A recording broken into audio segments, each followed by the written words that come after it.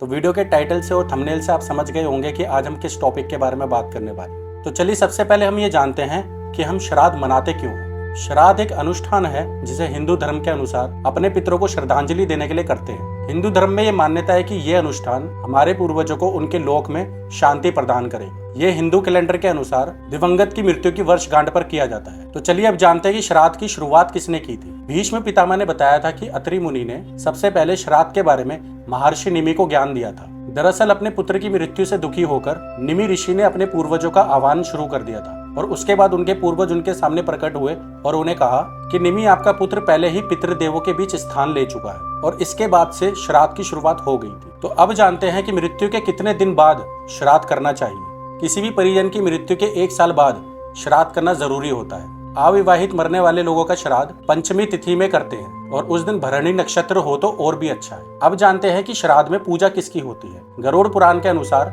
श्राद्ध पक्ष में पितरों की उपासना करने से साधक को पितृदोष से बुरे प्रभाव से मुक्ति मिलती है। इसके साथ ही इस अवधि में पितरों का तर्पण और गीत का पाठ भी परम फलदायी माना गया है। और अगर आप भी अपने पितरों को खुश करना चाहते हैं तो पितृपक्ष के दौरान कुछ ऐसे ही कार्य जरूर करें। अब जानते हैं कि पिंड दान नहीं करने से क्या होता है। यदि पिंड दान नहीं किया जाता है तो मान्यता के अनुसार पूर्वजों की आत्माएं भटकने के लिए मजबूर हो जाती है और उन्हें कभी शांति नहीं मिलती या उनके जीवन में आगे बढ़ने का मौका नहीं मिलता। इसलिए पिंडदान करना बहुत जरूरी माना गया है। अब जानते हैं कि श्राद्ध कितनी पीढ़ी तक किया जाता है। श्राद्ध को 3 पीढ़ी तक किया जाता है, जैसे पुत्र, पोता, भतीजा या भांजा करते हैं। तो अब जानते हैं कि कोई जिंदा रहते हुए भी अपना श्राद्ध करवा सकता है। सनातन धर्म के अंदर ये भी बताया गया है कि कोई व्यक्ति अगर चाहे तो अपने जीवन काल में ही श्राद्ध क्रम को स्वयं संपन्न कर सकता है। तो चलिए अब जानते हैं कि क्या लड़कियां पितृपक्ष कर सकती हैं। आमतौर पर पितरों के लिए श्राद्ध कर्म केवल पुरुषों द्वारा ही किया जाता है और सनातन धर्म में यह मान्यता है कि पुरुष द्वारा किया गया तर्पण और पिंडदान